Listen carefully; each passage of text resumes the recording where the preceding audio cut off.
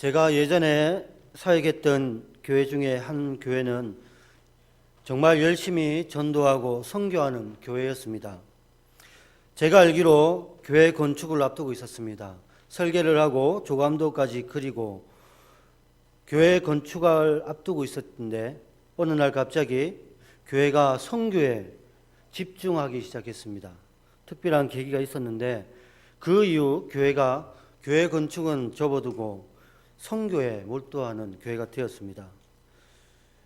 지금 아프리카 우간다 지역을 집중적으로 선교를 하고 있습니다. 얼마나 열심히 그 선교를 하는지 담임 목사님께서는 1년에 최소 4개월 이상을 우간다 땅에서 사역을 하고 있습니다. 그만큼 우간다에 대한 비전을 품고 사역하는 교회입니다. 어느 정도인지 동영상을 보고 다시 말씀을 전하도록 하겠습니다. 이 동영상을 보면 똑같은 지역은 아니지만 하나님의 말씀을 듣고 변화되는 사람이 있는가 하면 복음을 거부하는 우리 주변의 사람들을 생각할 수가 있습니다. 가난해도 환경이 좋지 않아도 저들이 웃는 모습을 보면 많은 도전을 받았습니다. 그리고 부유함이, 그리고 우리가 가지고 있는 지식이, 그리고 우리가 가지고 있는 명예와 권력이 행복의 절대 조건이 아니라는 것을 알 수가 있습니다. 가난해도 예수 그리스도 때문에 기뻐하고 예수 그리스도 때문에 즐거워하는 모습을 보면 선교에 가는 많은 분들이 은혜를 받고 도전을 받고 돌아온다고 합니다. 그런데 우리가 본 동영상에는 기쁘고 즐거운 영상만 있습니다. 하지만 그 뒤에 감춰져 있는 이 선교제의 엄청난 사건들이 많이 있다고 합니다. 사실 우간다는 아프리카 동부에 있는 공화국입니다. 인구가 4천만이 채 되진 않지만 가난한 그리고 열악한 수준의 나라입니다. 세계에서 가장 가난한 나라 중에 한 곳이라고 합니다. 선교사님이 몇 년 전에 이곳을 갔을 때 고아와 그리고 무명인들이 너무나 많이 있었다고 합니다. 그리고 무슬림들이 급격하게 증가하고 있는 그런 상황이었다고 합니다. 심지어 우리나라는 이 우간다 땅을 여행 자제국으로 지정했습니다. 곳곳에 테러가 일어나고 있고 그리고 말라리아로 황열로 많은 사람들이 죽고 고통당하고 있기 때문입니다. 그럼에도 불구하고 우간다 대통령이 기독교인이라는 이유로 선교 활동에는 큰 어려움이 없습니다. 그런데 무서운 것은 무슬림입니다. 우리나라에도 종종 소개되는데 이슬람에서 기독교로 개종했다는 이유로 9살 되는 자신의 아들을 산채로 태워 죽인 아버지가 있었습니다. 딸이 교회를 다닌다는 이유로 어린 딸을 불구로 만든 아버지도 있었습니다. 교회 예배 시간에 현지 목사님에게 염산으로 테러를 하는 무슬림도 있습니다. 이 예배 가운데는 무슬림 신자들이 곳곳에 있다고 합니다. 그리하여 언제 어떻게 테러가 일어날지 모른다고 합니다. 그리고 실제로 많은 사람들이 무슬림의 박해와 억압 가운데에 예배를 출석하고 있다고 합니다. 그런데도 그들은 찬양을 하고 그 박해 가운데서도 하나님을 찾습니다. 하나님을 노래하고 하나님을 경외합니다. 그래 오래 있지는 않았지만 이러한 동영상들을 접할 때마다 고린도전서 4장 20절의 말씀을 묵상할 때가 있었습니다. 하나님의 나라는 말에 있지 아니하고 오직 능력에 있습니다. 그 지역이 박해와 빈곤과 가난과 에이즈로 가득한 나라이지만 저들이 온갖 그 어떤 여건 속에서도 하나님을 찾고 천국의 소망을 품고 찬양하는 저들의 모습을 보면 때로는 부럽고 때로는 우리 자신이 부끄러울 때가 많이 있었습니다. 과연 복음의 능력, 세상을 변화시키기 전에 나를 변화시킬 수 있는 그 복음의 능력 굉장히 부러웠습니다. 중요한 것은 우리가 하나님의 말씀을 지식으로 하나님의 말씀을 우리의 욕구에 원하는 대로 받아들이는 것이 아니라 선포되어지는, 선언되어지는 그 말씀 한 구절 한 구절이 하나님의 말씀임을 우리가 인정하고 믿고 순종해야 한다는 것입니다. 그런데도 안타까운 것은 오늘 한국 교회 안에 하나님의 말씀, 이 성경을 하나님의 말씀으로 인정하지 않는 사람들이 많이 있다고 합니다. 하나님의 말씀을 인정하지 않으면 그 하나님의 말씀을 믿을 수 없고 순종할 수가 없습니다. 결국 그는 하나님이 주시는 그 큰 은혜에 잠길 수가 없다는 것입니다. 아무리 말씀을 많이 읽어도 암송을 많이 해도 그 속에 담겨진 하나님의 진리의 말씀을 경험하지 못한다는 것입니다. 오늘 우리가 읽었던 이 나홈이라는 선지서 역시 그렇습니다. 힘들고 어려운 이 유다에 하나님께서 놀라운 복음을 선포하고 계십니다. 약속이 아니라 하나님께서 유다에 대한 하나님의 은혜를 선포하고 있다는 것입니다. 유다의 백성들이 열심히 기도하고 유다의 백성들이 하나님 앞에 신실하게 살아가서 하나님께서 그 대가로 복음을 선포하는 것이 아니라 이미 약속한 그 말씀을 성취하기 위해 하나님이 그들에게 복된 소식을 선포하고 있다는 것입니다. 나홈은 우리에게 잘 알려지지 않는 선지자입니다. 그는 예루살렘과 가사 사이에 위치한 엘고스 출신의 선지자였습니다. 그리고 나홈 이 선지서는 북쪽 이스라엘이 아수르에 멸망당한 그리고 남쪽 유다만 남아 있었던 그 시대에 기록되었습니다. 이 선지자의 특징이 있습니다. 그것은 뭐냐면 회개와 용서를 통한 소망의 메시지를 선포하는 것이 아니라 하나님의 일방적인 심판을 선언하고 있다는 것입니다.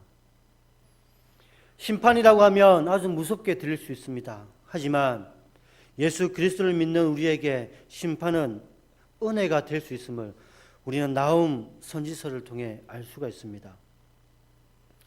정죄와 심판에 대해서 많이 언급한 나머지 많은 사람들이 이 선지서를 잘 읽지 않는다고 합니다. 소망적인 메시지보다는 강력한 하나님의 심판의 메시지가 많이 있기 때문입니다. 그러나 우리가 읽었던 이 본문 말씀은 아수르에 대한 심판은 있지만 유다에 대한 하나님의 복된 말씀이, 복된 선언이 있습니다.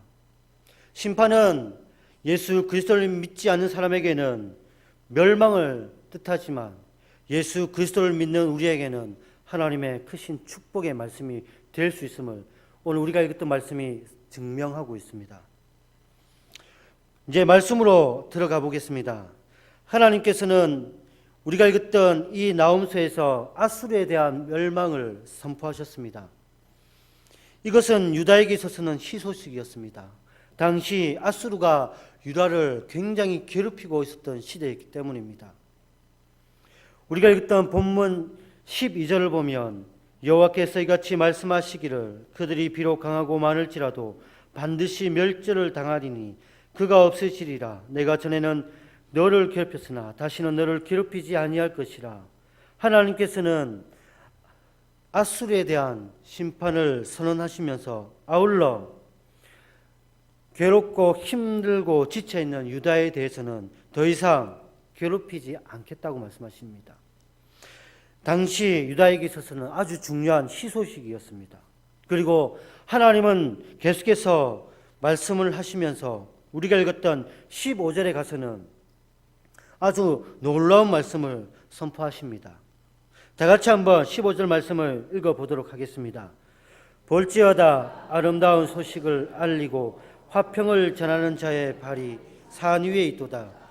유다야 내 절기를 지키고 내 서원을 갚을지어다.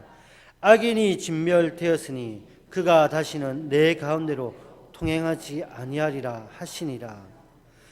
아멘. 이 말씀을 보면 하나님이 이미 선포하시기를 악인이 진멸되었다고 하셨습니다. 이 악인은 아수르를 말합니다.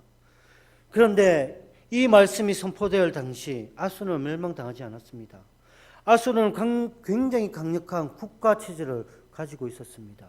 그런데도 불구하고 이미 하나님은 선포하셔서 이 약속의 말씀이 반드시 이루어짐을 유다 백성들에게 선언하고 계십니다. 그래서 우리는 이 본문 말씀을 통해 세 가지 영적인 교훈을 얻을 수가 있습니다. 그 첫 번째는 이 세상의 모든 것이 끝이 있다는 것입니다. 우리가 읽었던 본문 말씀 속에는 아수르라는 나라가 등장합니다. 이 아수르는 굉장한 강력한 힘을 지니고 있었습니다. 약 100년 동안 세계 최고의 강대국으로 군림했던 나라였습니다.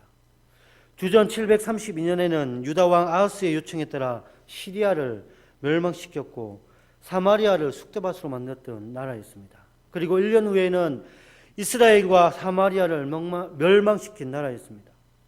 계속해서 아수르는 강력한 힘으로 예루살렘을 공격하였고 주전 663년에는 천연의 난공불락이라고 불렸던 이집트의 수도 테베를 점령했습니다. 우리가 읽었던 성경에도 이 아수르를 향해 강하고 많은이라는 단어를 사용하고 있습니다. 그만큼 아수르는 강력한 국가였습니다.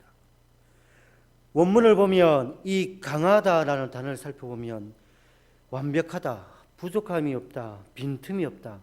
그 정도로 아수르가 강력한 국가 체제를 유지하고 있었습니다. 그런데 하나님은 나훔 선지자를 통해 이 아수르가 이미 진멸되었다라고 말씀하고 계십니다. 상상하기도 힘들고 이성적으로는 납득이 되지 않는 말씀일 수도 있습니다.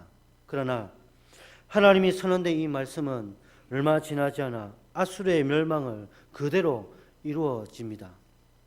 중요한 것은 아무리 강하고 아무리 완벽한 사람이고 국가이든지 간에 하나님의 말씀, 하나님이 계획하신 그 계획대로 모든 것이 끝이 있다는 것입니다. 예수 그리스도를 믿는 우리가 완벽해 보이는 세상을 쫓아가는 것이 아니라 때로는 불완전하고 때로는 연약해 보이는 하나님의 백성, 하나님의 말씀, 교회를 위해 기도해야 되고 교회를 통해 일하시는 하나님을 쫓아가야 한다는 것을 기억해야 됩니다. 두 번째로는 하나님은 언약을 성취하시는 신실하신 분이라는 사실입니다. 그리고 신실하신 이 하나님이 오늘 우리를 인도하시고 오늘 우리를 지켜주시고 보호해 주시는 유일하신 하나님이십니다. 하나님은 비록 이스라엘이 멸망당하고 유다가 고통당하고 있을지라도 한순간도 하나님의 백성의 눈에서 눈을 떼신 적이 없으신 분이었습니다. 그리고 하나님은 그 언약의 말씀 그대로 이스라엘 백성 그리고 유다 백성들에게 하나님의 놀라운 축복의 말씀을 선포하고 계시는 것입니다. 당시에는 이성적으로 납득이 되지 않지만 신실하신 하나님이 언약의 말씀을 선포하고 계시다는 것입니다. 그리고 하나님께서는 억압된 그 백성 가운데 자유를 선포해 주시고 마음껏 하나님을 찬양하고 마음껏 하나님 앞에 나아갈 수 있도록 자유를 허락해 주시는 것입니다. 그리고 마지막으로는 하나님의 복된 소식은 믿는 하나님의 백성들에게는 평안이지만 그렇지 않는 자들에게는 멸망을 선포하고 있는 것입니다. 다시 말해서 아수르에 대한 심판의 말씀은 하나님의 백성인 유다에게 있어서는 하나님의 끝없는 복된 은혜의 말씀이라는 것입니다. 하나님의 백성들에게는 화평과 자유의 아름다운 소식이 될 수가 있다는 것입니다. 15절 말씀을 보면 볼지어다 아름다운 소식을 알리고 화평을 전하는 자의 발이 산 위에 있도다 라고 했습니다.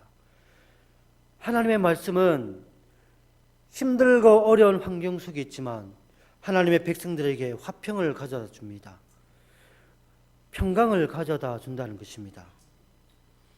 이 화평은 신약 시대에 평강과 그리고 평안과 연결되어집니다.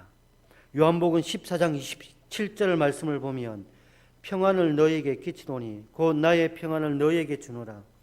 내가 너희에게 주는 것은 세상이 주는 것과 같이 아니하리라. 너희는 마음에 근심하지도 말고 두려워하지도 말라. 예수님께서 평강의 왕으로 오셔서 오직 예수님께서 주실 수 있는 그 평강을 믿는 자들에게 주시겠노라 말씀하시는 것입니다. 하나님의 복음, 하나님의 말씀은 비록 박해 그리고 억압과 고통 가운데 있는 백성들에게 평강을 주신다는 말씀입니다. 뿐만 아니라 하나님과 함께할 때 우리의 생각은 생명과 평안이라고 하셨습니다. 로마서 8장 6절을 보면 육신의 생각은 사망이요 영의 생각은 생명과 평안이라 했습니다. 비록 우리의 환경이 힘들고 때로는 넘어질 수밖에 없는 열악한 환경이 있을지라도 주와 동행하고 주의 말씀이 임하는 그 순간 우리에게는 평강의 왕이신 하나님께서 세상이 주지 못하는 평안을 우리에게 주신다는 것입니다. 결국 우리가 가질 수 있는 것 부와 명예가 아니라 하나님이 우리에게 주시는 평안이라는 것입니다. 유다의 수많은 사람들은 박해 속에서도 그 말씀을 붙잡고 나아갈 때 평안을 얻었습니다. 그리고 약속을 성취하시는 하나님을 경험할 수가 있었습니다. 그 하나님이 지금 우리와 함께 하시고 우리가 아버지라고 부르는 하나님 아버지가 되셨습니다. 결국 복음은 우리에게 평강을 주십니다. 회복을 허락해 주십니다. 우리의 죄와 허물로 죽었던 우리를 다시 살리실 뿐만 아니라 하나님과 단절되었던 우리를 회복시켜 주시고 그 속에 평강으로 채워 주셨습니다. 바로 없기는 혹시 우리 가운데 하나님의 복된 말씀을 읽고도 하나님의 말씀을 묵상하면서도 우리 안에 평강이 없다면 우리가 하나님을 간절히 찾지 않아서 하나님을 전적으로 의지하지 않기 때문에 그럴 수가 있습니다. 하나님은 우리에게 날마다 평강으로 주시기를 원하십니다. 바로 없기는 우리 모두가 평강의 왕이신 하나님을 의지하며 우리의 삶 속에서 날마다 평강으로 하나님을 노래하는 한 사람 한 사람이 되기를 간절히 소원합니다. 우리가 봤던 이 동영상에 이 선교사님들의 삶을 잠시 이야기해 보도록 하겠습니다. 정말 이분들은 힘들고 어려운 삶을 살아가고 있다고 합니다. 기후가 다릅니다. 그리고 언제 어떻게 테러가 일어날지 모르는 척박한 땅에 살아가고 있습니다. 매일 아침마다 몇 시간씩 함께 기도하고 말씀을 읽는 공동체 생활을 합니다. 그리고 오토바이가 있고 차가 있습니다. 그럼에도 불구하고 몇 시간씩 걸어서 신방을 한다고 합니다. 가난하고 열악한 가정에 가서 하나님의 복음을 선포할 때 그들에게 놀라운 평강이 있음을 경험한다고 합니다. 그리고 다시 몇 시간을 걸어서 교회로 돌아와 다시 한두 시간 함께 말씀을 읽고 기도를 한다고 합니다. 왜 그렇게 하냐고 물어보니 그들이 먼저 평강의 왕이신 하나님, 놀라운 말씀의 하나님을 경험해야 이 척박한 사람들에게 복음을 전할 수가 있다고 그들이 경험했기 때문에 그럴 수밖에 없다고 합니다. 다시 말해서 먼저 믿었던 사람, 복음을 전하는 우리가 먼저 하나님을 날마다 경험해야 한다는 사실입니다.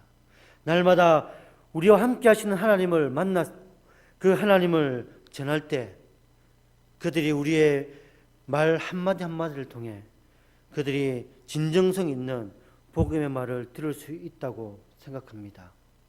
사랑하는 성도 여러분, 복음은 능력이라 했습니다. 먼저 그 능력이 내가 경험되어져야 됩니다. 먼저 그 놀라운 하나님의 임재가 예배 가운데, 말씀 가운데 경험되어져야 됩니다. 그래야 내가 복음을 전할 수 있고 그래야 내가 하나님의 말씀대로 순종할 수가 있는 것입니다. 말은 쉽습니다. 예수 그리스도를 위해 순교하겠노라. 말은 쉽습니다. 순종하겠노라. 그러나 예배당 문을 나가고 우리의 척박한 삶의 현장에 돌아서면 그렇지가 않습니다. 하나님의 은혜가 있어야 됩니다. 하나님의 경험이 있어야 됩니다. 하나님의 놀라운 평강이 있어야 손해볼 수가 있고 우리의 자신을 내어놓을 수가 있다는 것입니다. 감사한 것은 오늘 하나님이 선포되어진 이 복된 메시지는 이스라엘 백성, 유다의 백성들이 그들이 신실하고 거룩한 삶 가운데에 이루어지는 것이 아닙니다. 하나님의 절대적인 언약의 말씀 가운데에 성취되어진다는 사실입니다. 우리는 부족하고 연약하지만 우리를 부르신, 우리를 선택하신 아버지 하나님께서 우리를 도와주시고 연약한 우리 가운데에 하나님이 우리를 통해 하나님의 복된 부활의 증인으로 우리를 만들어 가신다는 사실을 우리는 은혜 가운데에 이 말씀을 붙들어야 할 줄 믿습니다. 중요한 사실 한 가지를 함께 나누고자 합니다. 우리가 우리의 시각으로 하나님의 말씀을 보지 말아야 합니다. 우리의 시각으로 하나님의 복음을 바라보면 실망과 좌절밖에 없습니다. 하지만 하나님 말씀을 그대로 우리 가슴 속에 새기고 어린아이처럼 간절히 기도하는 가운데 하나님의 은혜가 가득할 수가 있습니다. 때로는 신학을 공부하고 때로는 말씀을 연구하는 가운데에 도저히 납득되지 못하는 말씀이 있고 때로는 너무나 답답한 말씀이 있습니다. 도저히 풀이가 되지 않습니다. 그럴 때일수록 어린아이 같은 마음으로 말씀을 다시 보고 기도하면 그 말씀이 풀어질 때가 있습니다. 우리 모두가 그런 가운데 살아갈 수가 있습니다. 우리가 아무리 기도하고 아무리 힘들어 어려워 하나님을 외쳐도 변하지 않을 때 낭망하고 좌절할 수가 있습니다. 그러나 어린아이같이 아버지를 간절히 찾으면 간절한 가운데 하나님이 우리에게 평강을 주십니다. 간절한 가운데 우리에게 소망의 빛을 비추게 해주십니다. 그 힘으로 우리는 살아갈 수가 있습니다. 그 은혜로 우리는 매일매일 하나님의 증인된 백성으로 살아갈 수가 있다는 것입니다. 이사야 42장 6절 8절 말씀을 한번 제가 읽도록 하겠습니다. 나 여호와가 의로 너를 불렀은즉 내가 내 손을 잡아 너를 보호하며 너를 세워 백성의 언약과 이방의 빛이 되게 하리니 내가 눈먼 자들의 눈을 밝히며 갇힌 자를 감옥에서 이끌어내며 흑암에 앉은 자를 감방에서 나오게 하리라. 나는 여호와니 이는 내 이름이라. 나는 내 영광을 다른 자에게 내 찬송을 우상에게 주지 아니하리라. 이사야 43장 21절입니다. 이 백성은 내가 나를 위하여 지었나니 나를 찬송하게 하려 함이라. 아멘. 하나님께서는 하나님의 능력으로 말씀을 선포하시면서 아울러 15절에서 하나님께서 이스라엘의 절기, 서원을 회복하기를 원하셨습니다. 다시 말해서 하나님은 하나님의 백성에게 다시 한번 찬양받기 원하시고 예배의 회복, 하나님과의 관계 회복을 간절히 원하셨습니다. 이 시대에 살아가는 하나님 말씀 붙들고 살아가는 하나님의 자녀의 우리에게도 동일합니다. 하나님께서는 매일매일 우리의 찬양을 받기 원하시고 우리의 예배를 받기 원하십니다. 그렇기에 우리는 매 주일 예배를 간절히 사모하는 마음으로 하나님과의 만남을 간절한 마음으로 예배를 드려야 합니다. 그 속에 회복의 은혜가 있고 그 속에 하나님의 임재를 우리는 경험할 수가 있습니다. 바라옵기는 하나님의 말씀은 우리가 잘해서 축복을 주고 잘해서 우리에게 복을 내려주시는 선언된 말씀이 아닙니다. 하나님이 우리를 사랑하셨기 때문에 하나님이 우리에게 하신 약속을 신실하게 성취하기 위해서 선언하고 계십니다. 그래서 나훔 선지자가 선포된 이 심판에 대한 메시지는 믿는 우리에게는 하나님의 크신 은혜의 말씀입니다. 죄인에게 있어서는 멸망과 심판의 메시지가 될 수 있지만 하나님의 믿는 우리에게는 끝없는 하나님의 사랑이 될 수 있다는 것을 기억하시기 바랍니다. 하나님은 유다가 말을 듣지 않아도 반드시 하나님의 뜻을 성취하셨습니다. 그리고 하나님은 이 땅 가운데 그리고 우리 가운데에 하나님의 뜻이 우리 교회를 통해 반드시 성취해 나갈 것입니다. 바로 없기는 우리가 하나님의 뜻을 저버리고 우리 마음대로 살아가 믿음의 도구에서 벗어난 백성이 아니라 하나님의 말씀 따라 날마다 평강의 왕이신 하나님과 동행하여 예수 그리스도의 말씀대로 순종하여 하나님의 뜻 가운데 믿음의 도구가 되는 우리 교회가 되기를 간절히 소원합니다. 15절에 나오는 이 평화가 예수님께서 평강으로 오신 그 신약 시대에 하나님의 언약과 이어지고 있습니다. 예수 그리스도는 이 세상을 심판하러 오신 왕이 아니라 이 세상을 화평케 하신 평강의 왕으로 오셨습니다. 그러나 다시 오실 예수 그리스도는 평강의 왕이 아니라 이 세상을 심판하러 오실 재림주로 오십니다. 그때 예수 그리스도를 믿는 우리에게는 하나님의 크신 은혜가 있을 것이고 그렇지 않은 사람들에게는 심판이 있을 것입니다. 바로 없기는 이 시간 여러분 자녀를 위해 기도해 주시고 여러분이 전도하고자 하는 지인들을 위해 기도하시기 바랍니다. 심판의 백성이 아니라 하나님의 축복의 백성으로 살아갈 수 있도록 기도해 주시기 바랍니다.